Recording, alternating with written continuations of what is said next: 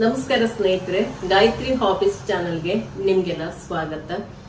ಸ್ನೇಹಿತರೆ, ನನ್ನ ಹತ್ರ ಸುಮಾರು ಜನ ಕೇಳಿದ್ರಿ ಈ ಮಂಥನದ ಬಗ್ಗೆ. ನಾನು ಮಜ್ಜಿಗೆ ಕಡಿಯೋ ವಿಡಿಯೋ ಹಾಕಿದಾಗ ಬೆಣ್ಣೆ ಮಾಡೋದು ಮತ್ತೆ ತುಪ್ಪ ಮಾಡೋದೆಲ್ಲ ವಿಡಿಯೋದಲ್ಲಿ ತೋರಿಸಿದಾಗ ಈ ಮಂಥನದ ಬಗ್ಗೆ ಸಾಕಷ್ಟು ಜನ ನನಗೆ ಕೇಳಿದ್ರಿ. ಹಾಗೆ ಈಗಾಗಲೇ ಒಬ್ರಂತೂ 2-3 ಸಾರಿ ಕಮೆಂಟ್ ಹಾಕಿದ್ರಿ, ಅಕ್ಕ ನೀವು ಮಂಥನದ ಬಗ್ಗೆ ಹೇಳಿಲ್ಲ ಅಂತೇಳಿ. ಇವತ್ತಿನ ವಿಡಿಯೋದಲ್ಲಿ ಅದನ್ನ ಶೇರ್ ಮಾಡ್ತೀನಿ. ಯಾಕಂತಂದ್ರೆ ನಾನು ಸ್ವಲ್ಪ ದಿವಸದಿಂದ ಹೇಳಿರ್ಲಿಲ್ಲ. ಅವ್ರು 1 ವಾರದಿಂದ ಕೇಳಿದಾಗ ನಾನು 2 ವಾರದ ಕೆನೆಯನ್ನ ಕಲೆಕ್ಟ್ ಮಾಡ್ಕೋಬೇಕಿತ್ತು ಬೆಣ್ಣೆ ಮಾಡೋದಿಕ್ಕೆ ತೋರಿಸೋದಿಕ್ಕೆ ಅಂತೇಳಿ, ಅದಕ್ಕೋಸ್ಕರ ವಿಡಿಯೋ ಮಾಡಿರ್ಲಿಲ್ಲ. ಈ ಮಂಥನ ನೋಡಿ, ಕೆಳಗಡೆ ಈ ರೀತಿ ರೌಂಡ್ ಆಗಿದೆ. ಕೆಳಗಡೆ ಏನಾದ್ರೂ ಬೊಡ್ಡೆ ಪಾತ್ರೆ ಇಡೋದಿಕ್ಕೆ. ನಂತರ ಇಲ್ಲಿ ಈ ರೀತಿ ಇದೆ, ಓಪನ್ ಮಾಡಿದ್ರೆ ಹೀಗೆ ಮೇಲಕ್ಕೆ ಎತ್ಕೋಬಹುದು. ಹಾಗೆ ಇದನ್ನ ಇಲ್ಲೂ ಕೂಡ ಕಳ್ಚ್ಕೋಬಹುದು. ಇಲ್ಲೊಂದು ಸ್ಕ್ರೂ ಇತ್ತು, ಅದನ್ನ ನಾನು ಹಾಳು ಮಾಡಿ ಹಾಕೊಂಡ್ಬಿಟ್ಟಿದ್ದೀನಿ. ಆಗ್ಲೇ ಇದಕ್ಕೆ 16 ವರ್ಷ ಆಯ್ತು ನಾನು ಈ ಮಂಥನ ತಗೊಂಡು ಬಂದು. ಇದನ್ನ ಬಿಸಿ ನೀರಲ್ಲಿ ನಾವು ಆಮೇಲೆ ಕ್ಲೀನ್ ಮಾಡ್ಕೊಂಡ್ರೆ ಆಯ್ತು. ನಾನು ಆಲ್ರೆಡಿ ಕ್ಲೀನ್ ಮಾಡ್ಕೊಂಡಿದ್ದೀನಿ. ಹಾಗೆ ಎಲ್ಲ ರೆಡಿ ಮಾಡ್ಕೊಂಡ್ಮೇಲೆ ನಾವು ಸ್ವಿಚ್ಗೆ ಹಾಕೊಂಡ್ರೆ ಆಯ್ತು ಅಷ್ಟೇ. ಇನ್ನೇನು ಕೆಲಸ ಇಲ್ಲ ಈ ಮಂಥನಕ್ಕೆ. ಈ ಮಂಥನ ತಕೊಂಡು 16 ವರ್ಷ ಆಯ್ತು. ನಾನು ಮದುವೆ ಆದ ವರ್ಷನೇ ಇದನ್ನ ತಕೊಂಡಿರುವಂತದ್ದು. ಈ ಮಂಥನಕ್ಕೆ ನಾನು ಅವಾಗ 800 rupees ಕೊಟ್ಟಿದ್ದೆ ಅಷ್ಟೇ. ಸಿರ್ಸಿಯಲ್ಲಿ ಒಂದು ಸ್ಟೀಲ್ ಅಂಗಡಿಯಲ್ಲಿ ತಗೊಂಡಿದ್ದು ನಾನು. ಇವಾಗ ನಾನು ಇದಕ್ಕೆ ಕೆನೆಯನ್ನ ಹಾಕ್ಬಿಟ್ಟು ಮಜ್ಜಿಗೆ ಕಡಿಯೋದಿಕ್ಕೆ ಹಾಕ್ತೀನಿ, ಅದನ್ನು ಕೂಡ ತೋರಿಸ್ತೀನಿ. ಈ ರೀತಿ ಒಂದು ಬೊಡ್ಡೆಯನ್ನು ಇಟ್ಕೊಂಡಿದ್ದೀನಿ. ಈ ರೀತಿ ರೌಂಡ್ ಶೇಪ್ ಬೊಡ್ಡೆ ಆದ್ರೆ ಆ ಕಡೆ ಈ ಕಡೆ ಎಲ್ಲ ಸಿಡಿಯೋದಿಲ್ಲ, ಇಲ್ಲ ಅಂದ್ರೆ ಸಿಡಿಯುತ್ತೆ ತುಂಬಾ. ಅದಕ್ಕೋಸ್ಕರ ಈ ರೀತಿ ಪಾತ್ರೆನ ಇಟ್ಕೊಂಡಿದ್ದೀನಿ. ಹಾಗೆ ಇಲ್ಲಿ ನೋಡಿ, ಕೆನೆ ಕಲೆಕ್ಟ್ ಮಾಡ್ಕೊಂಡಿದ್ದೀನಿ ಅಂತಂದಾಗ ಅದು ಕೂಡ ತೋರಿಸ್ತೀನಿ. ನಾನು ರಾತ್ರಿ ಹಾಲನ್ನ ಹೆಪ್ಪಾಕಿದ್ರೆ, ರಾತ್ರಿ ಹಾಲನ್ನ ಹೆಪ್ಪಾಕಿರ್ತೀನಿ, ಬೆಳಿಗ್ಗೆ ಮೊಸರು ಮೇಲ್ಗಡೆ ಕೆನೆ ಕೂತಿರುತ್ತಲ್ಲ ಆ ಕೆನೆಯನ್ನೇ ಎತ್ತಿಟ್ಕೋತೀನಿ. ಆ ರೀತಿ ಮಾಡೋದ್ರಿಂದ ಜಾಸ್ತಿ ಬೆಣ್ಣೆ ಬರುತ್ತೆ. ಅದಕ್ಕೋಸ್ಕರ ಆ ರೀತಿ ಮಾಡ್ತೀನಿ ನಾನು. ಅದನ್ನ ಎಲ್ಲ ಒಂದು ಪಾತ್ರೆಯಲ್ಲಿ ಹಾಕಿ ನಾನು ಇದನ್ನ ಫ್ರಿಜ್ ಅಲ್ಲಿ ಇಟ್ಕೋತೀನಿ. ಈ ರೀತಿ ಹಾಲು ಕಾಯಿಸಿದ ಮೇಲೆ ಕೆನೆ ಬಂದಿರತ್ತಲ್ವಾ, ಅದು ಆರಿದ ಮೇಲೆ ತಕೊಂಡು ಹೋಗಿ ಅದನ್ನ ನಾನು ಫ್ರಿಜ್ ಒಳಗಡೆ ಇಟ್ಕೊಳ್ತೀನಿ. ಅವಾಗ ಗಟ್ಟಿಯಾಗಿ ಕೆನೆ ಬರುತ್ತೆ. ದಿವಸಕ್ಕೆ 2 ಸಾರಿ ನಾನು ಹಾಲನ್ನ ಕಾಯಿಸ್ಕೊತೀನಿ. ಎಲ್ಲ ಇದ್ರೊಳಗಡೆ ಹಾಕೊಳ್ತೀನಿ. ಇವಾಗ ನೀರು ಹಾಕೊಳ್ತೀನಿ ನಾನು. ಇದಕ್ಕೆ ನೀರು ಹಾಕೊಂಡಷ್ಟು ಬೇಗ ಬೆಣ್ಣೆ ಬರುತ್ತೆ.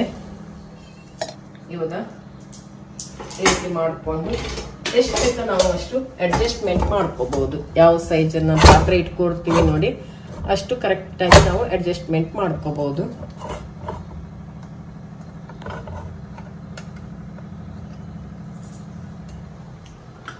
ಅಡ್ಜಸ್ಟ್ಮೆಂಟ್ ಮಾಡ್ಕೊಂಡಾದ್ಮೇಲೆ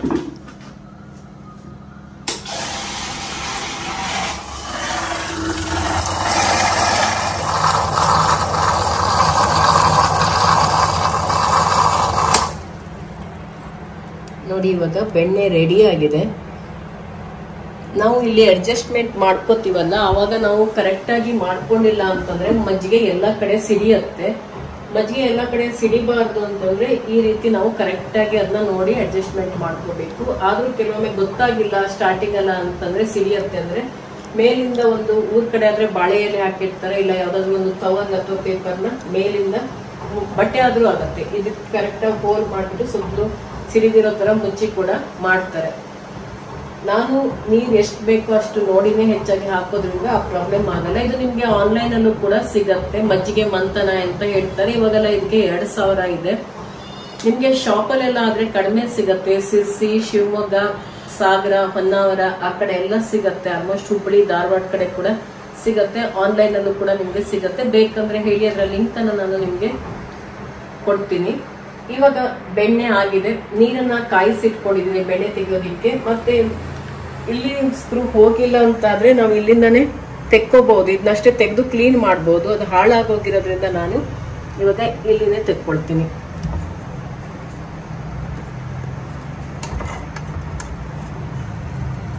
ಬೆಣ್ಣೆ ಎಲ್ಲ ಮೊದಲು ಕ್ಲೀನ್ ಆಗಿ ತೆಕ್ಕೊಂಡ್ಬಿಡ್ಬೇಕು. ಕೆಳಭಾಗದಲ್ಲೂ ಅಷ್ಟೇ ಕ್ಲೀನ್ ಆಗಿ ಬೆಣ್ಣೆನ ತೆಕ್ಕೊಂಡ್ಬಿಡ್ಬೇಕು. ತೆಕ್ಕೊಂಡಾದ ನಂತರ ಕ್ಲೀನ್ ಆಗಿ ಬೆಣ್ಣೆ ಎಲ್ಲ ತೆಕ್ಕೊಂಡು ಇದನ್ನ ಈ ರೀತಿ ಬಿಸಿ ಬಿಸಿ ನೀರಲ್ಲಿ ತೊಳೆದು ಬಿಟ್ರೆ ಕ್ಲೀನ್ ಆಗೋಗುತ್ತೆ. ಆನಂತರ ನಾವು ವಿಮ್ ಲಿಕ್ವಿಡ್ ಹಾಕ್ಬಿಟ್ಟು ಕ್ಲೀನಾಗಿ ವಾಶ್ ಮಾಡ್ಕೊಂಡ್ರೆ ಆಯಿತು. ಬಿಸಿ ನೀರಲ್ಲಿ ತೊಳೆದಾದ್ಮೇಲೆ ಲಿಕ್ವಿಡ್ ಅಥವಾ ಸೋಪ್ ಯಾವುದಾದ್ರೂ ಹಾಕಿಬಿಟ್ಟು ಸೋಪ್ ಪೌಡ್ರ್ ಯಾವುದರಿಂದಾದರೂ ಕ್ಲೀನಾಗಿ ತೊಳೆದು ಈ ರೀತಿ ಕ್ಲೀನಾಗಿ ತಣ್ಣೀರಲ್ಲಿ ತೊಳ್ಕೊಬೇಕು. ಆಮೇಲೆ 3 ರಿಂದ 4 ವರ್ಷಕ್ಕೆ ಒಂದು ಸರಿ ಇದನ್ನ ಪೇಂಟ್ ಮಾಡ್ಕೋಬೇಕಾಗತ್ತೆ. ಸೈಡಲ್ಲೆಲ್ಲ ರಸ್ಟ್ ಬಂದಂಗೆ ಆಗುತ್ತೆ. ಅದ್ರ ಒಳಗಡೆ ಹಾಕೋದು ಅದರಿಂದ ಏನು ಪ್ರಾಬ್ಲಮ್ ಆಗಲ್ಲ, ಆದ್ರೂ ಪೇಂಟ್ ಮಾಡಿಕೊಂಡ್ರೆ ಒಳ್ಳೆಯದು. ತೊಳೆದಾದ್ಮೇಲೆ ಇದನ್ನ ನಾನು ನೀಟಾಗಿ ಒರೆಸ್ಬಿಟ್ಟು ವಾಯರ್ ಕೂಡ ನೀಟಾಗಿ ಇದನ್ನ ಸುತ್ತಿಟ್ಬಿಡ್ತೀನಿ. ವಾಯರ್ ಕೂಡ ಒಂದ್ಸರಿ ನಾವು ಒರೆಸ್ಕೊಂಡ್ಬಿಡ್ಬೇಕು. ಮಜ್ಜಿಗೆ ಏನಾದರೂ ಸಿಡಿದಿದ್ದರೆ ಅದಕ್ಕೋಸ್ಕರ ಒಂದ್ಸರಿ ನಾವು ಪೂರ್ಣ ಇದನ್ನು ಈ ರೀತಿ ಒರೆಸ್ಕೊಂಡ್ಬಿಡ್ಬೇಕು. ಅದಾದಮೇಲೆ ಸುತ್ತಿ ನೀಟಾಗಿ ಒಂದು ಕಡೆ ಎತ್ತಿಟ್ಬಿಟ್ರೆ ಇನ್ನೊಂದು ಸರಿ ಮಜ್ಜಿಗೆ ಕಡಿಯುವಾಗ ಇದನ್ನ ಬಳಸ್ಕೋಬೋದು. ಎಷ್ಟು ವರ್ಷ ಆದರೂ ಕೂಡ ಇದು ಹಾಳಾಗಲ್ಲ, ಚೆನ್ನಾಗಿಯೇ ಇರುತ್ತೆ. ನಾವು ಸರಿಯಾಗಿ ಒಬ್ಬರೇ ಕರೆಕ್ಟಾಗಿ ಮೇಂಟೈನ್ ಮಾಡಿದ್ರೆ ಎಷ್ಟು ವರ್ಷ ಆದರೂ ಚೆನ್ನಾಗಿರುತ್ತೆ. ನೋಡಿ ಎಷ್ಟೊಂದು ಬೆಣ್ಣೆ ಬಂದಿದೆ ಅಂತೇಳಿ, ತುಂಬಾ ಬೆಣ್ಣೆ ಬಂದಿದೆ. ಮಾತ್ರ ತುಂಬ ಬೆಣ್ಣೆ ಬರುತ್ತೆ ಈ ಮಂಥನದಲ್ಲಿ ಕಡ್ದಾಗ. ಇದೊಂದು ತುಂಬ ಖುಷಿ ಕೊಡುವಂಥ ವಿಷಯ ಅಂತ ಹೇಳ್ಬೋದು. ತುಂಬಾನೇ ತುಪ್ಪನ ನಾವು ಮನೆಯಲ್ಲೇ ರೆಡಿ ಮಾಡ್ತೀವಿ. ಸಾಕಾಗುವಷ್ಟು ಬೆಣ್ಣೆ ತುಪ್ಪನ ನಾವು ಮನೆಯಲ್ಲೇ ರೆಡಿ ಮಾಡ್ಕೋಬಹುದು. ತುಂಬಾ ಚೆನ್ನಾಗಿರುತ್ತೆ. ಮನೆಯಲ್ಲೇ ಫ್ರೆಶ್ ಆಗಿ ನಾವು ರೆಡಿ ಮಾಡ್ಕೋಬಹುದು. ಮಿಕ್ಸಿಗೆಲ್ಲ ಹಾಕಿದಾಗ ಇಷ್ಟೊಂದು ಬೆಣ್ಣೆ ಬರಲ್ಲ. ಇವಾಗ ನಾನು ಕ್ಲೀನ್ ಆಗಿ ಬೆಣ್ಣೆ ತೊಳೆದು ತುಪ್ಪ ಕೂಡ ಮಾಡ್ಕೊಳ್ತೀನಿ. ಇವಾಗ ಈ ಬೆಣ್ಣೆಯನ್ನ ಕ್ಲೀನ್ ಆಗಿ ತೊಳ್ಕೊಳ್ತೀನಿ ಮೊದಲು. ಹಾಗೆ ಇವಾಗ ಪೈನಾಪಲ್ ಕಟ್ ಮಾಡಿಬಿಟ್ಟು ಇದಕ್ಕೆ ಉಪ್ಪು ಖಾರ ಹಾಕ್ಕೊಂಡಿದ್ದೀನಿ. ತಿನ್ನೋದಕ್ಕೆ ತುಂಬ ಚೆನ್ನಾಗಿರುತ್ತೆ. ವೆಯ್ಟ್ ಲಾಸ್ ಎಲ್ಲ ಮಾಡುವವರಿಗೆ ತುಂಬಾ ಒಳ್ಳೆಯದು. ಮಧ್ಯಾಹ್ನ ಊಟಕ್ಕೆ ನಾನು ಪೈನಾಪಲ್ ಕಾಯಿ ರಸ ಮಾಡಿದ್ದೆ, ತುಂಬಾ ಟೇಸ್ಟಿಯಾಗಿತ್ತು. ಈಗಷ್ಟೇ ನಂದು ಊಟ ಆಯಿತು. ತುಂಬ ದಿವಸ ಆಗಿತ್ತು ಇದು ನಾನು ಮಾಡಿದೆ. ಹಾಗೆ ಮಿಕ್ಸ್ಡ್ ವೆಜಿಟೇಬಲ್ ಸಾಂಬಾರು ಮಾಡಿದ್ದೆ. ನಂತರ ಬೀನ್ಸಿನ ಸಾಸಿವೆ ಮಾಡಿದ್ದೆ, ಮಕ್ಕಳಿಗೆ ತುಂಬಾ ಇಷ್ಟ. ಹಾಗೆ ಅನ್ನ. ನಂದು ಊಟ ಆಯಿತು. ಇವಾಗ ಮಕ್ಕಳು ಬಂದು ಊಟ ಮಾಡಬೇಕು. ಇದನ್ನೆಲ್ಲ ಎತ್ತಿಟ್ಟಿರ್ತೀನಿ. ಮಕ್ಕಳು ಸ್ಕೂಲಿಂದ ಬಂದು ಊಟ ಮಾಡಿ ರೆಡಿ ಆಗೋವರೆಗೆ ನಾನು ಒಂದು ಗಿಡವನ್ನು ಪಾಟಿಗೆ ಹಾಕಿ ರೀಪಾಟ್ ಮಾಡಿ ಬಂದುಬಿಡೋಣ ಅಂತ ಬಂದೆ. ಇದು ನರ್ಸರಿಯಿಂದ ತಂದಿರುವಂಥ ಗಿಡ. ಇದನ್ನು ರೀಪಾಟ್ ಮಾಡ್ತಾ ಇದ್ದೀನಿ. ಕಡಿಮೆ ಮಣ್ಣನ್ನು ಹಾಕಿಬಿಟ್ಟು ಗೊಬ್ಬರ ಹಾಕ್ದೇ ರೀಪಾಟ್ ಮಾಡ್ತಾ ಇದ್ದೀನಿ. ಇದು ಲೈಟ್ ವೇಟ್ ಆಗಿರುತ್ತೆ. ಈ ರೀತಿ ರೀಪಾಟ್ ಮಾಡಿದಾಗ ಜಾಸ್ತಿ ವೇಟ್ ಇರಲ್ಲ. ಎತ್ಕೊಂಡು ಮೇಲೆ ಕೆಳಗೆ ಬೇಕಾದರೂ ತೊಗೊಂಡು ಹೋಗ್ಬೋದು. ಇದನ್ನು ಆಲ್ರೆಡಿ ಗಾಯತ್ರಿ ಕಿಚನಲ್ಲಿ ನಿನ್ನೆ ನೈಟ್ ಶೇರ್ ಮಾಡಿದ್ದೀನಿ. ಅದರ ಲಿಂಕನ್ನು ಡಿಸ್ಕ್ರಿಪ್ಷನಲ್ಲಿ ಕೊಟ್ಟಿರ್ತೀನಿ, ಬೇಕಾದವರು ಚೆಕ್ ಮಾಡ್ಕೊಳ್ಳಿ. ಈ ರೀತಿ ನೆಡೋದ್ರಿಂದ ತುಂಬ ಚೆನ್ನಾಗಿ ಹೆಲ್ದಿಯಾಗಿ ಬರುತ್ತೆ ಗಿಡ. ಹೂ ಕೂಡ ತುಂಬಾ ಚೆನ್ನಾಗಿ ಬಿಡುತ್ತೆ.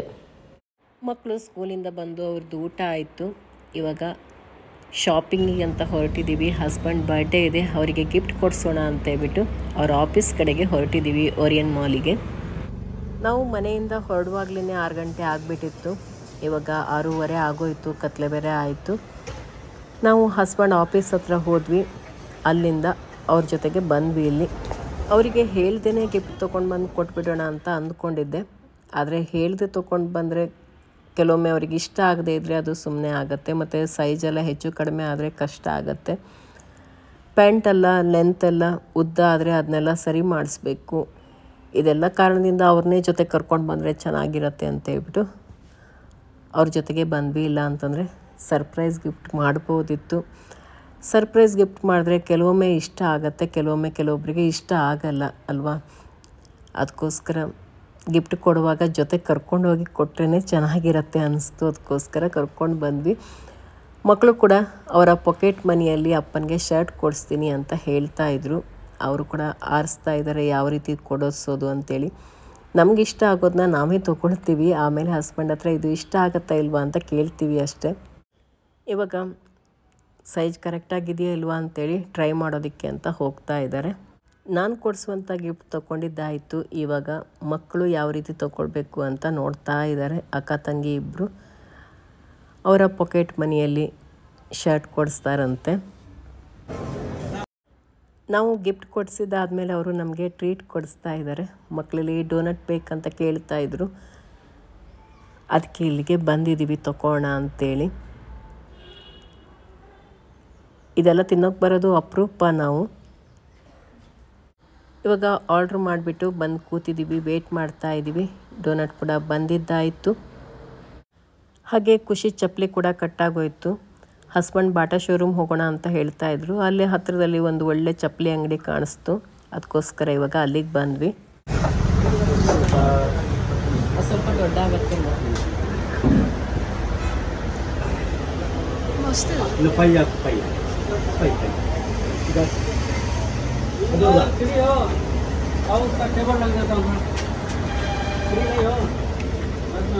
ಈ ಥರ ತಗೊಂಡು ನಾನೇನು ತಗೊಂಡು ತಗೊಳ್ಳೋಣ ಅನಿಸ್ತು.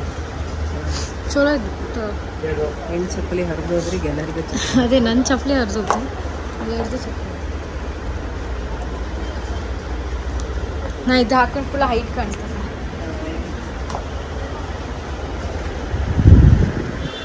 ಅದು ಚಲೋ ಇಲ್ಲ. ಇದು ನೋಡು, ನಾ ತಗೊಂಡಿದ್ದಲ್ಲ ಹಂಗಿದೆ ತಗೋ, ಚಲೋ ಕಾಣಿಸ್ತದೆ.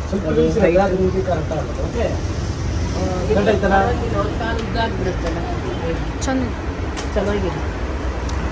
ಬಂದಿದ್ದು ಒಂದು ತಗೊಳಕ್ಕೆ ಚೆನ್ನಾಗಿದೆ. ಇದೆಲ್ಲ ನೋಡಿ ಹಿಲ್ಸ್ ಚೆನ್ನಾಗಿ.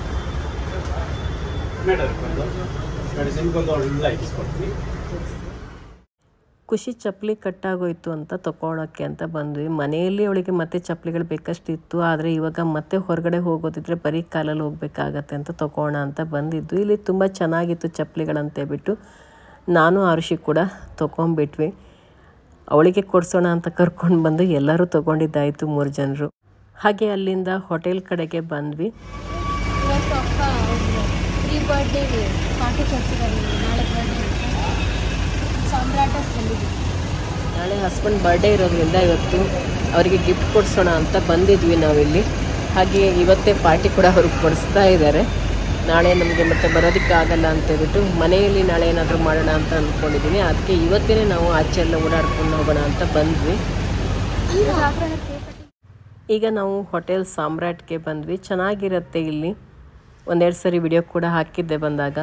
ಇವಾಗ ನಮಗೆ ಬೇಕಾದಂಥ ಮೆನುನ ಆರ್ಡ್ರ್ ಮಾಡ್ಕೊಂಡು ಕೂತ್ಕೊಂಡಿದ್ದೀವಿ. ವೆಯ್ಟ್ ಲಾಸ್ ಜರ್ನಿ ಸ್ಟಾರ್ಟ್ ಮಾಡ್ತೀನಿ ಅಂತ ಹೇಳ್ಬಿಟ್ಟು ನನಗೂ ಕೂಡ ಟೈಮ್ ಕೂಡಿ ಬಂದಿಲ್ಲ, ಅದಕ್ಕೆ ಆಚೆ ತಿನ್ನೋದೇ ಆಗ್ತಾಯಿದೆ. ಆವಾಗ ನಾನು ಕೂಡ ಸ್ವೀಟ್ ಕಾರ್ನ್ ಸೂಪ್ 2ರಲ್ಲಿ 4, ನಂತರ ಮಸಾಲ ಪಾಪಡ್ ಮತ್ತು ಲಘು ಉಪಹಾರ ತೊಗೊಂಡ್ವಿ. ಇವತ್ತಿನ ವಿಡಿಯೋ ನಿಮಗೆ ಇಷ್ಟ ಆಗಿರುತ್ತೆ ಅಂತ ಅಂದ್ಕೊಂಡಿರ್ತೀನಿ. ಇಷ್ಟ ಆಗಿದ್ದರೆ ಹೊಸಬರಾಗಿದ್ದರೆ ಸಬ್ಸ್ಕ್ರೈಬ್ ಮಾಡಿ, ಹಾಗೆ ಬೇರೆಯವ್ರ ಜೊತೆ ಕೂಡ ಶೇರ್ ಮಾಡ್ಕೊಳ್ಳಿ. ನಿಮ್ಮ ಅನಿಸಿಕೆ ಅಭಿಪ್ರಾಯವನ್ನು ಕಮೆಂಟಲ್ಲಿ ತಿಳಿಸಿ, ಹಾಗೆ ಒಂದು ಲೈಕ್ ಮಾಡೋದನ್ನು ಮರಿಬೇಡಿ ಸ್ನೇಹಿತರೆ. ಇನ್ನೊಂದು ವಿಡಿಯೋ ಜೊತೆಗೆ ನಿಮ್ಮನ್ನು ಭೇಟಿ ಆಗ್ತೀನಿ. ನೋಡಿ, ಚಳಿಗಾಲದಲ್ಲಿ ರೋಡ್ ಸೈಡಲ್ಲೆಲ್ಲ ಎಷ್ಟು ಸುಂದರವಾದಂಥ ಪಿಂಕ್ ಕಲರ್ ಹೂಗಳಿಂದ ತುಂಬಿಕೊಂಡಿದೆ ಅಂತೇಳಿ.